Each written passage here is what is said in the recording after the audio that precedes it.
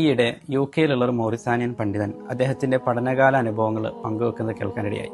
വളരെ ക്വാളിറ്റിയുള്ള ഖുർആൻ ഹാഫിലിങ്ങളെയും അറബി ഭാഷാ പണ്ഡിതന്മാരെയും എല്ലാം ലോകത്തിന് സമ്മാനിക്കുന്ന ഒരു ആഫ്രിക്കൻ രാജ്യമാണ് മോറിസാനിയ. അദ്ദേഹം ഖുർആൻ പഠിച്ചുകൊണ്ടിരുന്ന ആ ഗ്രാമത്തിൽ ഒരു ദിവസം 69 വയസ്സ് പ്രായമുള്ള ഒരു വയോധികൻ കടന്നു വന്നു. അദ്ദേഹം വിശുദ്ധ ഖുർആൻ ആദ്യം മുതൽ അവസാനം വരെ പരിപൂർണമായി ഹൃദയസ്ഥമാക്കണമെന്ന ലക്ഷ്യവുമായാണ് ആ ഗ്രാമത്തിലേക്ക് കടന്നു വന്നത്.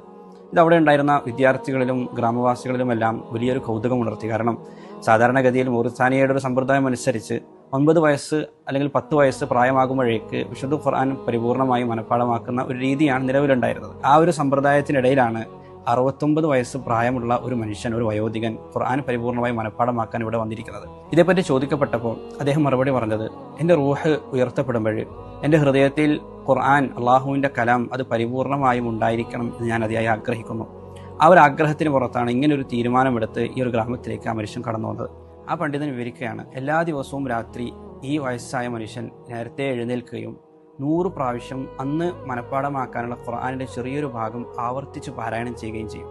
അങ്ങനെ 100 പ്രാവശ്യം പാരായണം ചെയ്തതിന് ശേഷം അള്ളാഹുവിലേക്ക് ഇരു കരങ്ങളും ഉയർത്തി കരഞ്ഞുകൊണ്ട് പ്രാർത്ഥിക്കും, എത്ര അള്ളാഹുവെ, എനിക്ക് നല്ലൊരു പ്രായം കഴിഞ്ഞുപോയി, ഖുർആൻ വളരെ വേഗത്തിൽ പഠിക്കാമായിരുന്ന ഒരു ആരോഗ്യമുള്ള ഒരു സമയം എനിക്കുണ്ടായിരുന്നു, എന്നാൽ ഇന്ന് എനിക്കങ്ങനെ സാധ്യമല്ല.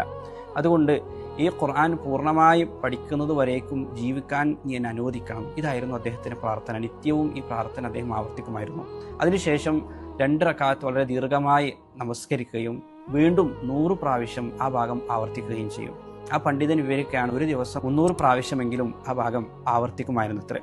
നീണ്ട 8 വർഷക്കാലങ്ങൾക്കൊടുവിൽ ഖുർആൻ പരിപൂർണമായി അദ്ദേഹം മനഃപ്പാഠമാക്കി. അത് ഗ്രാമത്തിൽ വലിയ ആഘോഷമായി.